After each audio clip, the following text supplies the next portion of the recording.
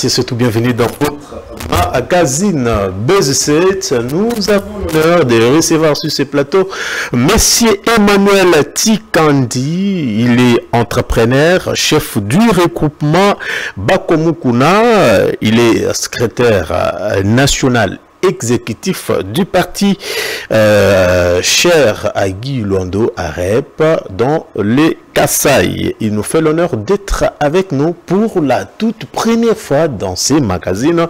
Monsieur Emmanuel, bienvenue. Merci beaucoup. Alors, monsieur, vous allez bien?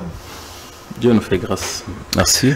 Alors, de manière ramassée, j'essaie un peu de vous présenter de manière vite, comme on dit, vite fait. Alors, pour ceux qui nous suivent à travers notre antenne, qu'est-ce qu'on peut retenir de vous de manière ramassée, de ce que je n'ai pas dit ici? Merci beaucoup.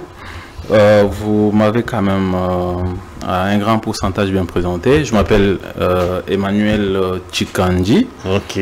Communément appelé chef Ouakouetu, qui veut dire dans la province du Kasaï, qui veut dire les chefs de chez nous. Très bien.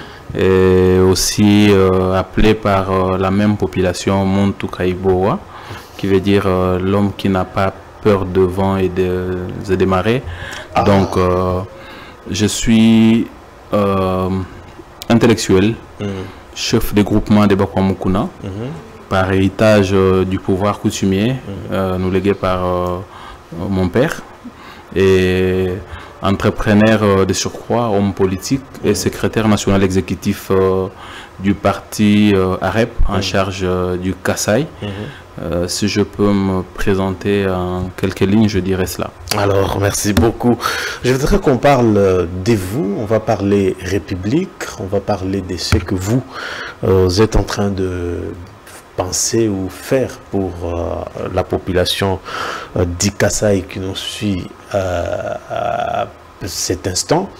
Alors, avec la complicité de Jordi Kalonda, il va nous proposer dans cette émission d'abord, c'est une photo seulement, et puis vous donner votre point de vue, et puis nous allons continuer. Est-ce que Jordi Kalonda, vous avez la toute première photo que nous allons... que je vais vous laisser le temps de réfléchir et puis répondre à la question. Jordi.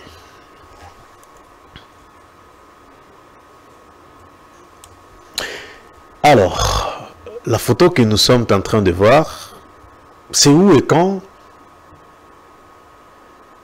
Cette photo, c'est une photo prise lors de la descente du président de la République Félix Antoine Tshisekedi Tshilombo au Kasaï, c'est-à-dire sa récente descente dans ma province. Et à l'occasion de son accueil, on s'était déployé au Kasaï comme grand notable de l'espace et aussi secrétaire national exécutif en charge du Kasaï pour le parti de l'excellence maître Guy Luando Mboyo. Lors de la descente pour laquelle le chef de l'État, on nous avait pris cette photo-là parce qu'on était en tenue traditionnelle en tant que chef coutumier du terroir. Alors, vous êtes chef du regroupement depuis quand? Chef des groupements de Bakwamukuna depuis le décès de mon père, chef Kazadi Kabumba, paix à son âme. Depuis 2013, il est décédé et nous l'avons succédé comme chef des groupements. Un grand groupement dans le territoire de Chikapa-Kamonia, dans le secteur de l'entre Kasaï Kabambay. C'est un très grand groupement. Et après la mort de notre père en 2013, nous avons pris l'impérium jusqu'à ces jours. Déjà, plusieurs questions me viennent en esprit. Comment voir les Kasaï sous les régimes de Félix Tshisekedi? L'image que vous avez de votre province. Tshisekedi lui-même, c'est les Kasaï. Donc, depuis l'accession du président Félix Tshisekedi à la tête de la République démocratique du Congo, Déjà, personnellement, je suis très heureux de témoigner que les Kasaï a été consolé, parce que, vous savez, c'est pas un propos que je souhaiterais que ça soit apparenté aux propos de tribalisme, mais au moins, nous avons vécu au Congo, et depuis un moment, il y avait ces gens qui pensaient que le Kasaïen a été maudit par le Belge, par les belligérants. Ils ont décidé que le sort du Kasaï est scellé. Aucun fils du Kasaï ne pourra succéder à la tête ou à la destinée du pays, à la gestion de la République démocratique du Congo, à sa plus grande instance qui est l'institution président de la République. Mais Dieu, dans sa justesse et dans ses promesses, nous a fait l'honneur d'avoir un digne fils, fils d'un grand Moulopoué du Kasaï, en l'occurrence Félix Antoine Tshisekedi, qui va non seulement briser la malédiction, mais aussi donner l'espoir à tout un peuple de pouvoir quand même se sentir dans la peau, d'être content et d'être heureux de se retrouver au-dessus de ce que les gens pouvaient s'imaginer. Donc, à l'institution président de la République, évidemment. L'image du Kasaï aujourd'hui, vous savez, je suis chef des groupements, comme je vous l'ai bien dit. Vous allez souffrir, on parle de vous. C'était à quelle occasion? Nous allons continuer. Ces images, ce sont des images prises au niveau de l'espace Grand Kasaï. Parce qu'en passant, je veux aussi vous signaler que je suis le vice-président de synergie des associations du Grand Kasaï. Je viens tout juste après le président Denis Kambaï. Je représente, merci beaucoup. Vous êtes je présente, bien évidemment, je représente au fait, la population de la province du Kasaï au niveau de cette ASBEL. Et le chef de l'État, son avènement, l'avènement de son élection, c'était un soulagement pour les Kasaï. Même si les Kasaï n'a pas encore été à 100% satisfaite ou satisfait en tant que province, satisfaite en tant que province, mais au moins nous pouvons quand même nous réjouir du fait que nous avons eu un président pour une fois dans l'histoire. Mais vous n'en profitez pas. En profiter, je ne me mettrai pas à la place des Congolais pour dire qu'on n'en profite pas. Les Kasaï, ce n'est pas les Congos. Les Congos, c'est les Kasaï. Donc, les Kasaï, ce n'est pas les Congos. Mais le Congo, c'est les Kasaï. C'est paradoxal, mais ça... a bien expliqué, vous avez bien expliqué. Donc, les Kasaï est contenu dans le continent qui est le Congo. Donc, on ne peut pas seulement se réjouir d'être Kasaïen, d'avoir un président qui vient de l'espace Kasaï pour satisfaire seulement les besoins du Kasaï. Nous aussi, on doit se demander le bilan du chef de l'État, si on doit évaluer la satisfaction de la population vis-à-vis de la présence du président de la République. Nous serons beaucoup plus à l'aise de parler de son bilan au niveau national que provincial, en tant que politique. Mais le Congo n'a pas qu'une seule province qui est le Kasaï, n'a pas qu'un seul espace qui est le Grand Kasaï. Le Congo, c'est une grande nation à la dimension d'un continent, dans un continent, et qui a une population fantastique et qui a une grande population exigeante parfois, et que si nous devons aujourd'hui évaluer les œuvres et les actions du chef, moi je ne souhaiterais pas qu'on parle des Kasaï. Mais sincèrement, même si dans les Kasaï, on peut se dire vrai que les Kasaï n'est pas totalement satisfaite avec tout ce qui s'est fait. Votre logique est normale. On tout ce qui s'est fait. Et les recoupements, les groupements des Bakomukuna, comment ils se portent? Mon groupement va très bien, il se porte très bien. Vous savez, j'ai opté pour la politique. Tout en optant pour la politique, nous avons quand même organisé les groupements. Parce que je vous rappellerai que mon père, malgré qu'il était chef de groupement des Bakwamukuna pendant plusieurs années, mais il était aussi un politique, un politicien avéré, un politicien véreux de l'espace du Kasaï. Il fut chef de secteur de l'Antre Kasaï Kabambaï, il fut chef de cité, dans les temps on les appelait le chef des zones assistants et responsable de la cité de Chikapa. Et il était même le premier à ramener, lorsqu'il y a eu l'avènement de la décentralisation en termes de 26 provinces, il était parmi les acteurs clés qui ont ramené le territoire de Chikapa ville pour Kamonia. Et il était même pendant ce temps-là chef de cité. C'est quand même une grande référence et un grand nom de la politique du Kasaï. Partant de son nom, on s'est dit, on ne va pas seulement se limiter à être chef de groupement, mais on peut encore faire plus en politique.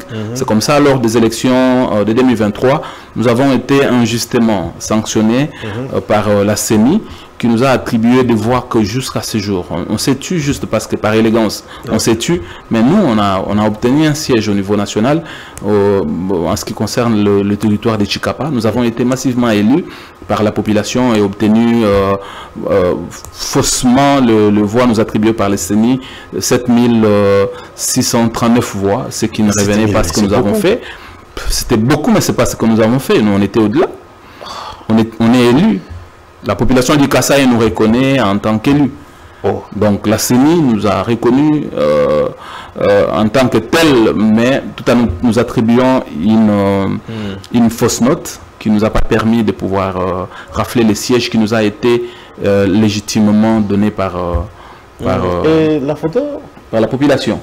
Cette photo, elle date de 2013, comme je vous avais bien dit. Vous pouvez voir, je suis là juste après la deuxième personne. J'étais trop jeune quand j'ai pris le pouvoir de mon père. Je suis au milieu des collègues chefs de mon secteur. Mais vous faites comment pour combiner les deux pouvoirs, ou bien la fonction du secrétaire national exécutif du Kasaï, la charge en tant que notable du Kasaï et les pouvoirs qui vous réclament au quotidien? Le pouvoir coutumier, c'est la parole. Ok. De partout où les chefs se trouvent, il peut agir. Ah bon? Donc, le pouvoir n'oblige pas seulement que le chef soit là. Le pouvoir exige seulement que le chef soit correct vis-à-vis de ses sujets. Donc, partant de la parole biblique qui dit au commencement était la parole, c'est la parole qui fait chef. Donc, lorsque le chef a la parole, au-delà du fait qu'il soit là ou pas là. Et vous êtes en train de préciser, qu'est-ce qui vous pousse de faire la politique alors que vous étiez déjà chef? Non, mais nous avons les ras-le-bol, en fait. Comme ce que je vous ai dit, mon père c'était un fin politique, il est connu par tous les amis politiques du Kasaï, les députés nationaux, provinciaux, toute la crème politique du Kasaï connaît le chef Kazadi Kabomba qui fut mon père. Et héritant de son pouvoir, j'ai tout hérité. Donc j'ai hérité du pouvoir politique comme du pouvoir coutumier. Et le pouvoir politique ne peut pas être séparé parce que, paix à son âme, le président Marshal Mobutu disait, il est chef coutumier, il est chef, le tout-puissant chef. Donc, au-delà du fait qu'il était président de la République, il se sentait dans une peau confortable de se réclamer qu'il était chef.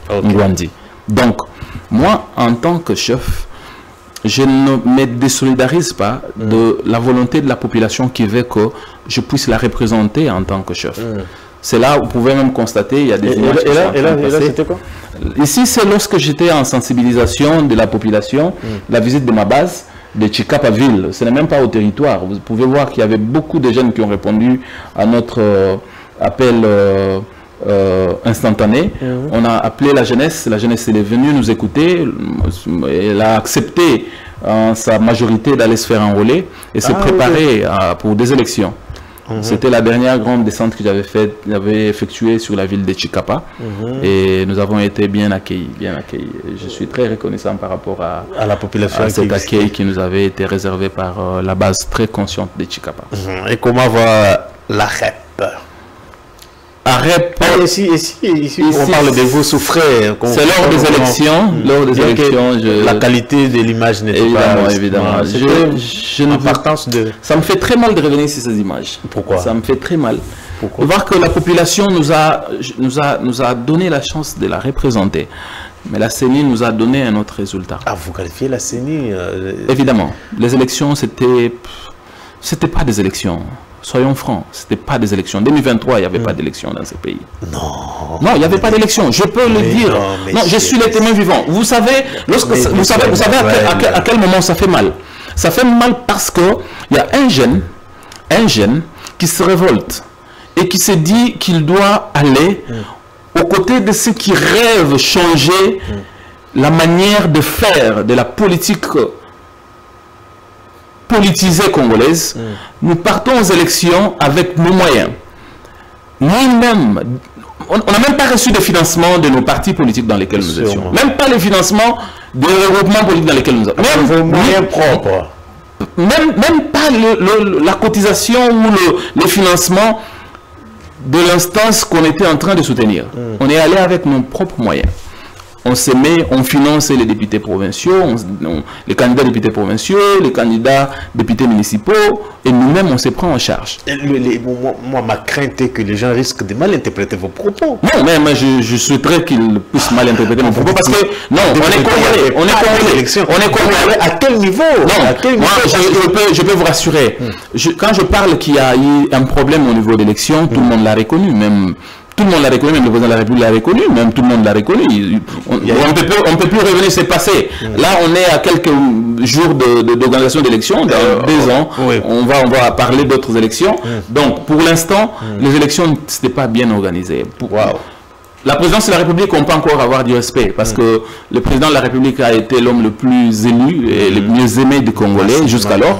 Il a été massivement élu. Mais en ce qui concerne des élections... législative nationale et sénatoriale et tout ça, tout ce qui reste avec le gouvernorat, l'élection de gouverneur et tout, c'était tout sauf des élections. C'est pas possible. Tout sauf des élections. Mais moi qui vous parle, je suis élu. Moi je suis élu. J'ai échoué aux élections avec plus de 7900 quelque chose de voix, attribuées faussement par la CENI. Je suis même allé en recours auprès de la Cour constitutionnelle, représenté par les avocats de mon regroupement politique, mais sans suite. Non, espérons que prochainement, ça sera... Nous l'espérons bien évidemment. Que la CENI se basera sur ce qui s'est passé et nous aurons autre chose que ce qui a eu. J'ai vu cette photo où vous êtes réunis. C'était à quelle occasion avec l'ex-ministre de la Justice? Le ministre Moutamba, il me rappelle encore beaucoup de choses, c'est jeune.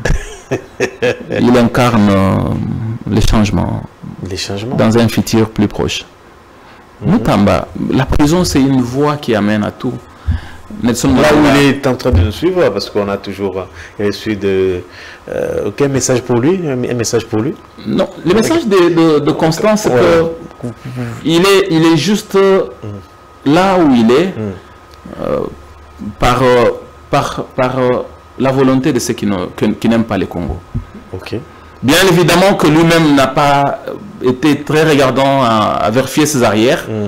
Mais il s'est fait ramasser par les gens qui n'aiment pas les Congo, c'est ça. Mais au moins, c'est un jeune sur qui la jeunesse peut compter. Et moi, personnellement, je compte sur lui. Alors, merci beaucoup. Il va certainement vous suivre. Les ministres, Constant Moutamba, dont beaucoup regrettent son départ et sa démission d'ailleurs. Alors, la photo... Laissez-nous un peu ici, on sait que... Alors, vous arrivez chez AREP quand? Cette émission va rester en archive. Nous ne voulons pas, quand vous serez nommé ministre, qu'on vienne nous dire qu'il est sorti de nulle part. Dites-nous, c'est quand vous rencontrez... pourquoi vous avez choisi le choix d'AREP? AREP, ça c'est une longue histoire aussi, AREP. Dans quelques secondes, nous allons aux élections de 2023.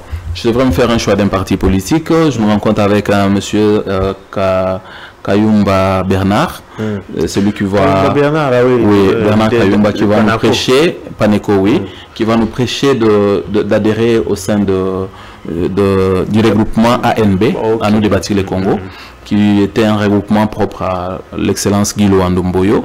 Mais par hasard, nous adhérons dans les regroupements ANB, mais bizarrement, l'honorable Kayumba, que je salue en passant, fait sa politique de nous ramener dans son parti Paneko.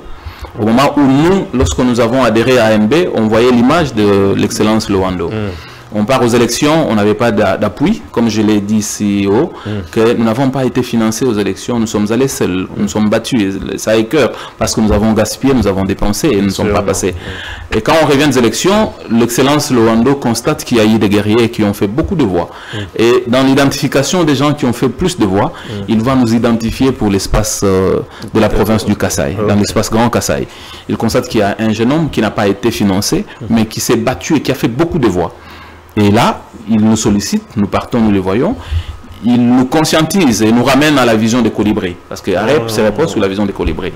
Colibri, c'est juste un petit oiseau qui, lorsqu'un village est en train de se consumer, il y a eu ces petits oiseaux-là qui a eu l'idée, au moment où il y avait des éléphants, il y avait des grands léopards et tout ça qui fuyaient parce qu'il y avait du feu, mais les petits colibris aller sur le fleuve Congo, prenait un peu d'eau pour venir jeter sur le feu.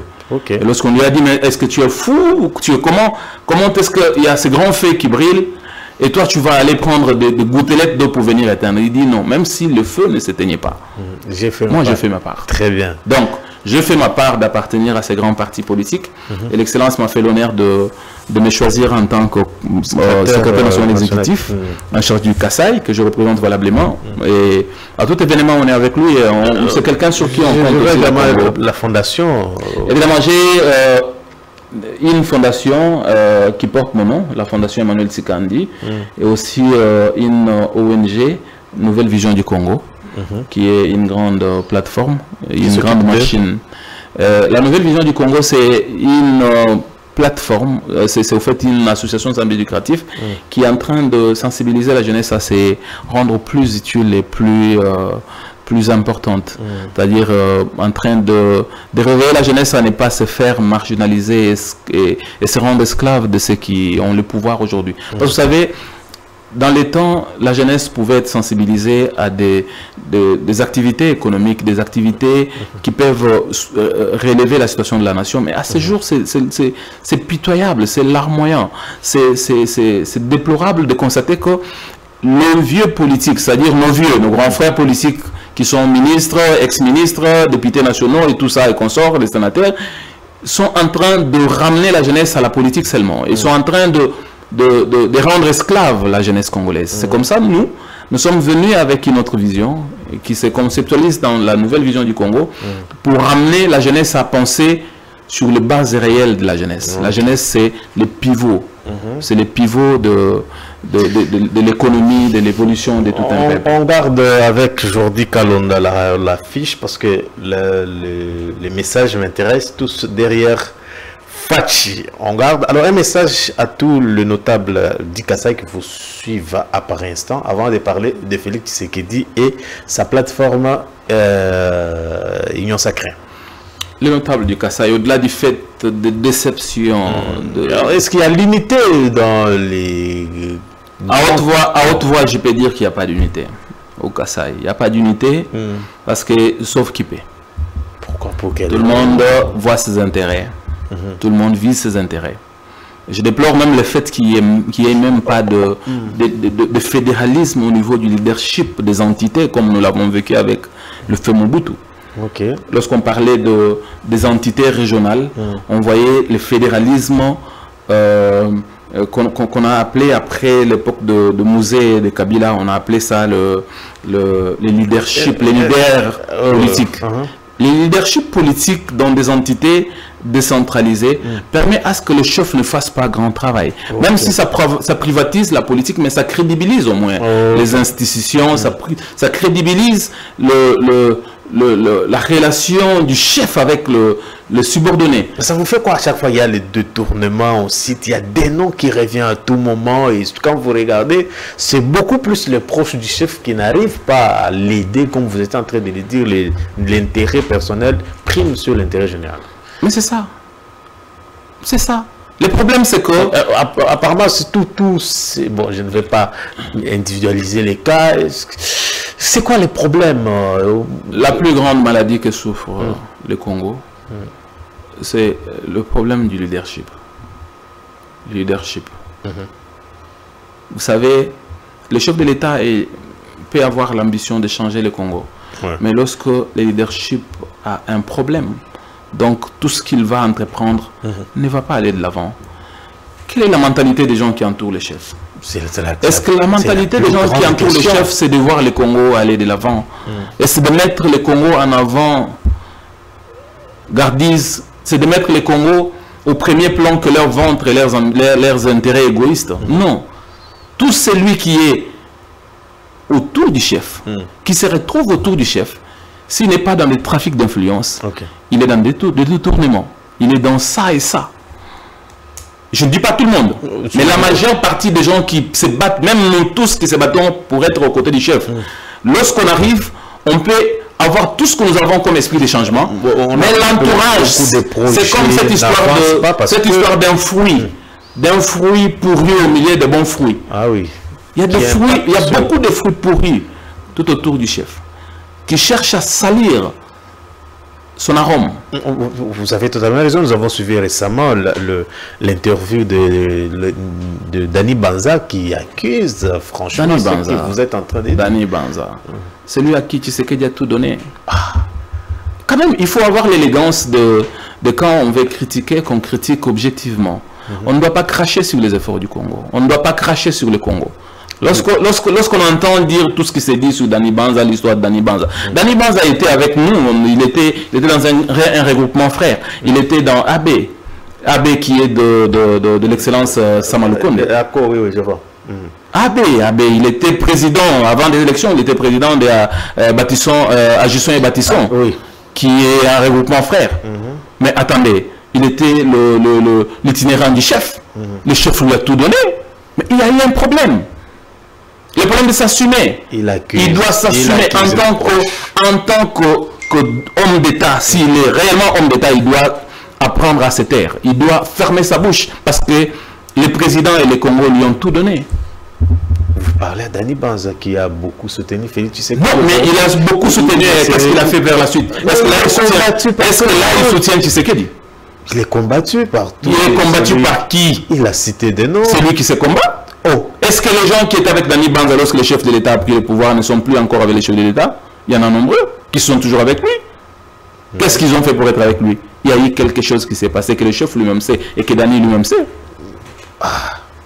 Mais attendez, qu'est-ce qu'on va dire? Merci. Et votre message, comme ça, on parle un peu. Les messages, à tout, avec cette synergie qui n'est pas visible dans les messages que je peux lancer. Et puis, pour ne pas vous interrompre, où serait cette dynamique de le notable Kambaï?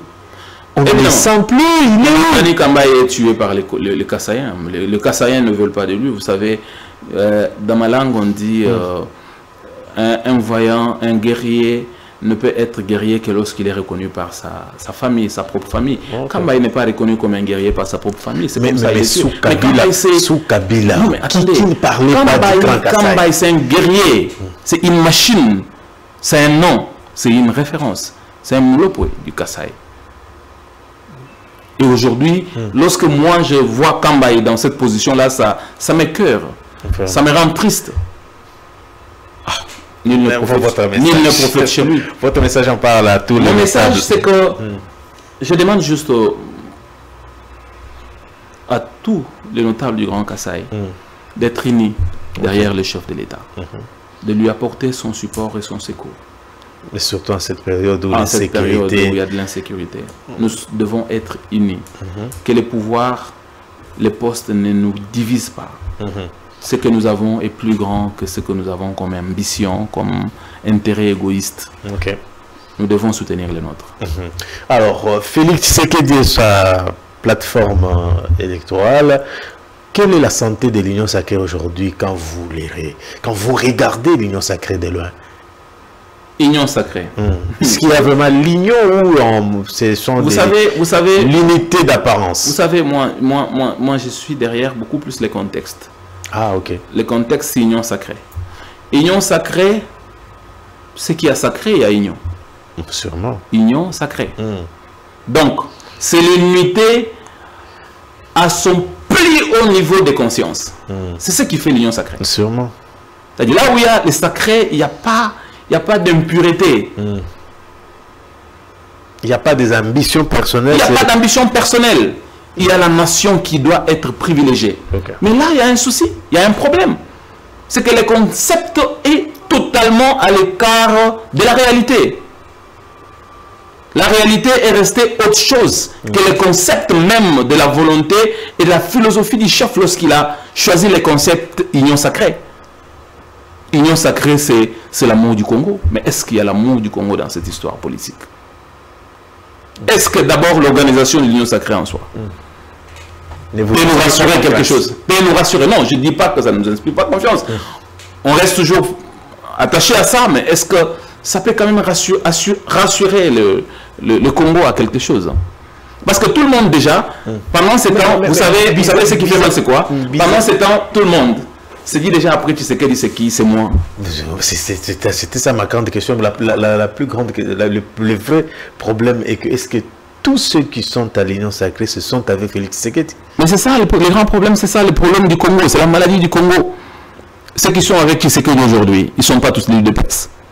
Et d'ailleurs, peut-être que ceux qui sont vraiment battus pour l'UDPS ne se retrouvent même pas dans le pouvoir actuel. Mais ceux qui sont avec le président Félix, ce sont les Mobutistes d'autrefois. Ce sont les gens qui ont chanté à la gloire de Mobutu. Okay. Ce sont des gens qui ont chanté à la gloire de Kabila Mouzé, à la gloire de son fils Kabila Joseph. Les chefs... Et ce sont les mêmes qui chantent jusqu'à ce jour. Apparemment. S'il vous plaît, la campagne du chef de l'État c'était une campagne de calvaire. Le chef de l'État a battu campagne comme un citoyen lambda, qui n'avait même pas de moyens. On l'a vu prendre des pirogues et partir ça et là. Mais des gens qui insultaient les chefs, qui avaient de l'argent de Kabila. Aujourd'hui, lorsque Kabila part, il tombe, il part. Ce sont eux qui viennent dans les concepts. Ils viennent dans les concepts d'union sacrée. Et vous voulez qu'on espère à quoi? Et qu'on s'imagine qu'on peut avoir quoi dans tout ça? L'union sacrée sera union sacrée réellement lorsque la citoyenneté, le civisme sera au-dessus de tout ce que nous voyons aujourd'hui. Alors, aujourd'hui, à l'Assemblée, il y a un problème, il y a le départ de... Comment avez-vous analysé, quelle est votre lecture sur la démission de Vital Kamerhe? Un mot seulement. Vital Kamerhe, les pacificateurs, on l'appelle aujourd'hui les faiseurs des rois. Le faiseur des rois, c'est Dieu Tout-Puissant, c'est pas les hommes. C'est Dieu qui établit le principauté. Et tu sais que Dieu c'est un élu de Dieu. Il faut pas nous amuser. Si Kamerhe lui-même était faiseur des rois, donc c'est lui le roi, il pouvait se faire roi et il fait se faire roi. Donc s'il n'a jamais été roi, donc il n'est pas faiseur des rois. Le faiseur des rois, c'est le Dieu Tout-Puissant. Donc Kamerhe, c'est quelqu'un que je respecte beaucoup. C'est un papa, c'est une icône, c'est un nom de notre pays. C'est que je déplore un tout petit peu sa manie de faire les choses. Vous savez, il est sincère avec les chefs, c'est la question. La sincérité envers les chefs, c'est lui qui doit le témoigner. Mais voyant les actes comme les actes peuvent nous dire ce que le cœur exprime, je peux à un grand pourcentage me dire que c'est comme s'il n'est pas avec les chefs. Il ne joue pas frangé avec les chefs. Monsieur Manuel, vous êtes suivi, s'il vous plaît. Non. Je vous dis en tant qu'homme politique que je m'assume. Vital Kamerhe n'est plus avec le chef. Non, Vécan ne joue pas le jeu du chef. Non mais attendez, les chefs, ne remettons pas sa déchéance ou sa démission sur le jeu du chef. Ça c'est son propre problème. Et moi ce qui m'a beaucoup plus... Vous n'êtes pas seul. Pourquoi démoralisé? Pas Vital Non, c'est pas qu'on ne supporte pas Vécan à l'Union sacrée. Vécan c'est un grand nom. Je lui reconnais le mérite. Tout ce qu'il a fait. Mais le grand problème en tant que... Pas de la reconnaissance. Le grand problème de Vécan en tant qu'homme d'État, il devrait s'assumer. Se présenter devant ses pairs qui l'ont convoqué, qui l'ont reproché sa gestion, qui ont reproché sa façon de gérer. Il devrait aller répondre. Il devrait attendre qu'il réponde, que les Congolais soient fiers de lui. Parce que là, c'est une fuite d'avance, une fuite en avance. La démission de Vital Kamerhe, vous appelez ça une fuite en avance? Une fuite en avance. Non, mais c'est une fuite en avance.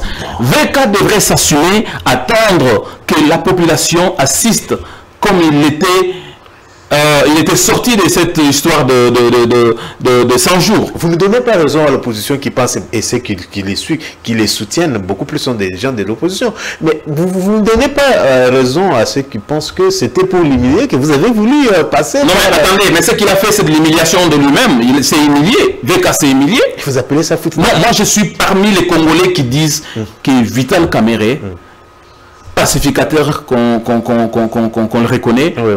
il devrait affronter cette histoire d'émotion. Il devrait se défendre. Et même si il pouvait être non accepté par les députés pour avoir la chance de les gérer. Son discours dit il ne voulait pas déstabiliser toute une institution au nom de Kamerhe. Non, mais attendez, déstabiliser, est-ce que la procédure que les députés ont entamée, elle a été entachée à quoi? C'est une procédure normale. Okay. C'est une procédure normative.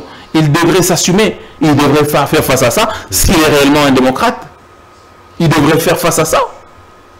Il devrait accepter d'assumer ses responsabilités. Est-ce que vous pensez qu'il est non loin de quitter l'Union sacrée, ah mais non, mais comment vous envisagez son avenir? La politique, elle est dynamique. Elle n'est pas statique. Il l'a fait avec Kabila, il peut le faire avec... Non, la politique, elle est dynamique, elle n'est pas statique. Donc, si aujourd'hui VK quitte l'Union sacrée, il y aura un jour, il y aura une nuit. Ah, évidemment. Mais il a quitté l'Assemblée nationale, il y a eu quoi? Il y a eu l'hécatombe? Ah, non, mais VK a quitté l'Assemblée nationale. Est-ce que le pays a cessé de fonctionner? Mais là, on nous apprend que le taux de dollar, peut-être que c'est VK. Sa démission a ramené le taux de dollar. C'est pas possible, vraiment. Le taux de dollar a été ramené par... Peut-être parce que VK a démissionné qu'on trouve que le taux de dollar est à ce jour, à ce niveau. Oh là là. Il fallait qu'il démissionne.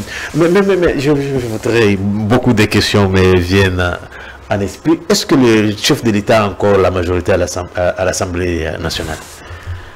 Avec tout ce qu'on est en train d'assister. Ça, c'est une très bonne question. Je vous ai dit que tout émane de la conscience et la mentalité de la classe politique. Ok. Excusez-moi les termes. Nous avons une classe politique qui n'est pas consciente. Médiocre. Qui n'est pas consciente. Non, je ne dirais pas les termes de médiocrité, mais je dis, nous avons une classe politique inconsciente, une classe politique qui n'aime pas les Congos. La qualité de vos députés. Non, mais la qualité de nos députés, les députés dont je vous parle, qui pour la majorité ont été nommés. Pour la majorité, ils ont été nommés. Mais qui les a nommés? Et pourquoi on les a nommés? C'est pour qu'on puisse faire, qu'on puisse vivre ce que nous sommes en train de vivre aujourd'hui. Nous vivons quoi? Les Congos peuvent espérer quoi dans cette classe politique? La classe politique s'est en train de chier parce qu'on ne m'a pas nommé ministre. Tout le monde veut être ministre. Tout le monde veut être mandataire de régime financier. Précisez que vous êtes un homme d'affaires, donc vous ne faites pas la politique pour avoir les moyens. Je ne fais pas la politique pour avoir les moyens. Je fais la politique en 2023, je suis allé aux élections. Aujourd'hui, je ne suis pas passé député national, mais je vis. Je roule carrosse comme tout le monde, comme tous ces ministres et tous ces députés. Donc aujourd'hui, même si je sortais député, je ne pouvais pas sortir député et aller à l'Assemblée nationale à pied. Et nous, la crainte est qu'on risque de voir Soumino, les Soumino de tomber. Le VK est parti. Non, mais attendez. Je peux vous rassurer qu'il y a à boire et à manger dans cette histoire. Des liens sacrés. À boire et à manger. Je ne confirme pas que le gouvernement Soumino va partir. Mais à l'image de ce qui s'est fait au niveau de l'Assemblée nationale, je n'ai pas beaucoup de garanties pour penser que le gouvernement n'est pas encore resté pendant 2 ans. En tout cas. Ou jusqu'à la fin du mandat du chef. On termine avec une dernière question, c'est la situation sécuritaire à l'Est. Comment vous analysez la démarche de Félix Tshisekedi? La question de l'Est, c'est une question qui me tord. Une question qui me fait très mal. Moi, j'ai vécu à l'Est. J'ai des activités à l'Est. Chaque fois que je voulais atteindre Punya dans les KCC, vers Kindu, dans les images. Évidemment, je suis resté à l'aéroport de Punya, dans les grands Maniema là-bas. Je passais par Goma, Si pas par Goma, je passais par Goma parce qu'il y a l'air aérogare ou je sais pas, aérodrome, ou je ne peux pas appeler ça comment. Cette histoire-là, pour arriver, il faut aller prendre les petits porteurs à Goma, les bisbis, d'un frère congolais qui a aussi, que je salue en passant, qui a ses appareils bisbis. J'arrivais sur Goma, je prends les bisbis, j'arrive à Punya, ou carrément s'il n'y a pas direct, je peux passer par Walikale, je passe à Punya. Ou si j'arrive à Punya et qu'il n'y a pas de vol, je pouvais rentrer directement sur Bukavu, je prends les bateaux, les canons rapides, je rentre sur Goma. Mais attendez, le Congo c'est comme un corps malade. Le Congo sans Goma, sans Bukavu, c'est un corps malade. Je me plains de constater que Kinshasa vit depuis plusieurs mois aujourd'hui comme si rien n'était. Personne n'en parle. La partie du pays est en otage. Personne n'en parle. Il y a une partie du corps qui est malade. Même pas malade, qui est en train de mourir. Mais nous, on est à l'aise. Mais je salue quand même la bravoure et l'intelligence du chef qui se bat nuit et jour. Diplomatiquement, les succès sont là. Mais le chef doit comprendre que le salut du Congo ne passera que par lui-même et par les Congolais nous-mêmes. Donc, au-delà du fait que nous ayons la diplomatie très agissante, mise en place. Il a même accusé le silence observé de cette communauté internationale. Non, mais la communauté internationale est restée dans des déclarations. Elle est tantôt là avec le Congo et elle est tantôt contre le Congo. La communauté internationale, c'est la politique, c'est la diplomatie internationale. La diplomatie internationale, c'est l'intelligence. Son impact international. Donc, elle peut afficher une autre image, mais au-dedans de cette image-là, il y a une autre image cachée. Selon vous, quelle est l'issue possible pour mettre fin à la guerre? Pour mettre fin à cette guerre, il y a 3 issues favorables. Allez-y, on termine. 1. La reconstitution de l'armée. Ce qui est en train d'être fait. Nous devons compter sur notre armée. Notre armée doit être l'armée redoutable qu'il était dans les temps de Mobutu, qui lorsqu'il chuchotait, les voisins tremblaient, avaient peur. 2. La voie du dialogue. Nous devons privilégier les dialogues. Vous soutenez les dialogues? Évidemment. Les dialogues, oui, mais avec qui? Non, mais avec ceux qui sont frustrés. La guerre est fruit de frustration. Mais vous êtes suivi par l'Union sacrée. Non, mais la guerre est fruit de frustration. Les gens sont frustrés. Ils sont congolais. Ils sont congolais. Vous êtes notable du Kassai. Évidemment, je suis notable du Kassai, mais je l'ai dit. Le dialogue avec les dialogues avec les frustrés congolais. Ils sont congolais. Vous pensez avec Joseph Kabila à la table? Ah, mais je n'ai pas parlé de Joseph Kabila. Mais vous parlez de... Je parlais des gens frustrés qui font la guerre au Congo. C'est qui ici les frustrés? Ce sont les Congolais qui sont à l'Est, qui se battent pour leurs histoires, pour leurs... Non, mais Nanga c'est un Congolais. Ah, monsieur Emmanuel, vraiment... Mais alors, je parle du dialogue, ça vous fait mal? Non, vous savez, le conseil... Il aurait fallu me demander comment se ferait le dialogue. Quelle est la monture du dialogue que vous voulez? La monture du dialogue, c'est un dialogue convoqué par le père de la nation qui est Tshisekedi lui-même dans sa vision. C'est pas le dialogue qu'on est en train de faire ici? Non, pas le dialogue infiltré. Infiltré? C'est quoi est infiltré? Non, pas le dialogue infiltré. Il ne peut avoir la résolution de convoquer un dialogue et de chercher la paix, que c'est le père de famille qui voit sa famille mise en danger. Ma petite question, est-ce que les Congolais sont divisés? Ils sont divisés, bien sûr. Ah, monsieur Emmanuel. Mais attendez, mais la division, vous attendez qu'on vous montre la division par quoi? Le Congo est divisé, est-ce que Goma est avec Kinshasa? Est-ce que Goma est avec le Katanga? Est-ce que Bukavu est avec Congo central? Non, le Congo est divisé. Monsieur Emmanuel, vraiment. Le Congo, si pas dans sa grande partie, mais il y a une partie importante du Congo qui ne voulons pas qu'on interprète mal vos propos. Non, je ne souhaiterais pas qu'on comprenne. Je parle en tant que Congolais. Je dis ceci, je me reprends. Parmi les 3 pistes que je vous ai dit, l'armée, deuxièmement, la voie du dialogue. Et le dialogue en question, je le soutiens avec l'initiative et l'implication personnelle du chef de l'État qui est le garant de la nation, qui doit convoquer tous ses fils Parce que c'est lui l'élément commun, c'est lui le facteur commun, le centralisateur. C'est lui qui détient la destinée du pays. Là, vous commencez maintenant à dévaler les stratégies de l'Union sacrée pour 2028. Hein. Parce que la montée, vous allez, ce sont des stratégies que vous allez sortir de la dernière carte. Non, de convoquer le dialogue après son mandat. Non, mais attends, en tant que président de la République, c'est lui qui a le monopole d'accepter ou pas. Personne ne peut s'arroger le droit, dès lors qu'il est congolais, de se réveiller un matin, de dire à Tshisekedi, tu dois venir parler avec Kabila. Non. Tshisekedi lui-même, en tant que parent, en tant que garant de la nation, doit se sentir obligé d'appeler Kabila, de lui dire, viens, on se met, on se demande pourquoi on doit s'entretuer, pourquoi on doit faire couler le sang des Congolais. Oui ou non pour le changement de la Constitution? Mais la Constitution, ce sont des textes. Est-ce que la Constitution a vécu avant les Congolais? Oui ou non pour les changements? Non, mais si ce sont des textes que les humains ont mis en place, il est fort probable qu'on se réveille et qu'on sache, qu'on sente qu'on a le besoin d'échanger des textes. La dernière question. Vous êtes pour les élections en 2028? Je suis pour des élections en 2028, mais dans la paix. Vous voyez comment vous compliquez encore les choses, M. Emmanuel. Non, mais vous m'avez posé la question. On est à la fin. Vous m'avez posé la question, oui ou contre. Mais vous ajoutez encore... Je ne suis pas contre les élections. On ne peut pas organiser les élections sans les deux provinces. Non. Mais les mandats... Vous ne voyez pas que... Mais si on organise des élections, s'il vous plaît, ces gens-là jouent à la contre. Si on organise des élections sans Goma et Bukavu. Mais attendez. Mais là, ce ne sont pas des élections organisées au Congo. Ça c'est l'union sacrée. Hein. Ce n'est pas l'union sacrée, c'est le patriotisme.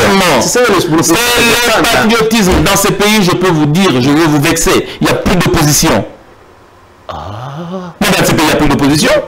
Mais c'est Manuel. Mais pourquoi quel est le dénominateur commun de l'opposition à ce jour? Qui détient le monopole dans l'opposition aujourd'hui? Kabound ne pèse pas. Kabound? Mais Kabound, c'est qui? C'est un dissident? Fayoulou ne pèse pas. Non, Fayoulou, c'est un Congolais. Mais c'est Manuel. Fayoulou est né de quoi? Fayoulou est né de ce mouvement d'élection de 2018, avant 2018. Fayoulou est né de ça. Mais après ça, on est passé à autre chose. Et nous-mêmes, Fayoulou est conscient. La diaspora vous suive et le peuple congolais. Un message pour eux, comme ça on finit. La population congolaise, nous devons toujours avoir confiance en nous. Le Dieu qui a établi ce pays et qui nous l'a légué est juste. Et il va nous surprendre. La paix ne va jamais se brader pour quoi que ce soit. La paix pour le Congolais, c'est un droit inaliénable et nous aurons la paix. Que tous ceux qui sont en train de verser le sang des Congolais s'attendent à la justice divine. S'ils échappent à la justice de cette terre, ils le feront face à la justice divine. Elle sera punitive et corrective pour eux et ça sera trop tard. Qu'ils reviennent autour de la table. Nous avons tous besoin d'être ensemble. Nous avons besoin de vivre ensemble. Et que les gens qui entourent les chefs prennent beaucoup plus le succès du pays que leurs intérêts égoïstes. Et que nous qui avons ces atouts de pouvoir ramener le bâton dans les feux de ces pays, qu'on donne la chance de le faire. Moi, je suis dans le domaine des sous-traitances. Nous avons une expertise avérée. Mais la chance ne nous est pas donnée de nous donner notre expertise et d'accorder notre expertise au service de la nation. Mais on donne du travail aux gens, on donne du travail aux jeunes. Merci. Alors, merci beaucoup. Vous avez suivi M. Emmanuel Tshikandi, qui est chef du groupement Bakwamukuna, secrétaire exécutif, secrétaire d'abord national, exécutif du parti cher à Guy Lando Arep. Merci d'avoir répondu à notre invitation. C'est moi qui vous remercie. C'est un honneur pour nous. Alors, je salue le patron de la chaîne, le président Bossembe, là où il est. C'est une fierté de la jeunesse qu'il perce encore dans ce qu'il fait. Il est appelé à des grandes responsabilités dans ces pays. Ça, ce qu'il fait à ce jour, c'est juste une goutte d'eau. Il est appelé à la grandeur, à des grandes choses. la population congolaise incarnée par moi, sa jeunesse, nous comptons aussi beaucoup sur lui. Au nom de la jeunesse, je salue Madame Grace Coutinho, Excellence. Nous vous disons merci et nous vous accompagnons en tant que jeune. Le secrétaire exécutif l'a dit, en tant que jeune, il faut le faire. Alors, mesdames et messieurs, merci, c'est la fin de ce magazine. Merci de l'avoir suivi. Je vous retrouve demain à la même heure. D'ici là, portez-vous bien. Au revoir. Merci beaucoup. À quelques jours de la clôture des opérations de la révision du fichier électoral au Kasaï, Emmanuel Tchikandi Kazadi sensibilise la population de Tchikapa et groupements incorporés de bien comprendre l'utilité de la nouvelle carte d'électeur afin de s'enrôler massivement pour se choisir de représentants valables au niveau provincial et national, mais aussi donner un commandant au chef de l'État Félix-Antoine Tshisekedi Tshilombo. De Tchikapa à Kabumba, son village natal, le fondateur de la fondation Emani Tchikandi et initiateur de la nouvelle vision du Congo a entraîné des foules nombreuses qui lui a réservé un accueil chaleureux comme un digne fils du terroir. Le message que je peux lancer à ce jour, c'est un message de sensibilisation de toute la population de la province du Kasaï pour pouvoir suivre les pas, avoir sa carte, parce que la carte c'est la clé de la démocratie. J'ai préféré venir m'enrôler au Congo, dans un coin du Congo que j'ai trouvé normal de venir sensibiliser et donner un message fort par rapport à cette opération salvatrice qui est en train d'être opérée par les efforts de l'institution CENI et par l'appui de la présidence de la République, en l'occurrence, monsieur le président de la République, Félix-Antoine Tshisekedi. Après Kabumba, Emmanuel Tchikandi Kazadi a tenu un meeting populaire sur l'esplanade Kasaï Horizon dans la commune d'Embumba. Au cours de ce méga-meeting, il a encore insisté sur l'obtention de la nouvelle carte, car jusqu'à ce jour, les taux d'enrôlés restent faibles par rapport à la prévision de la CENI.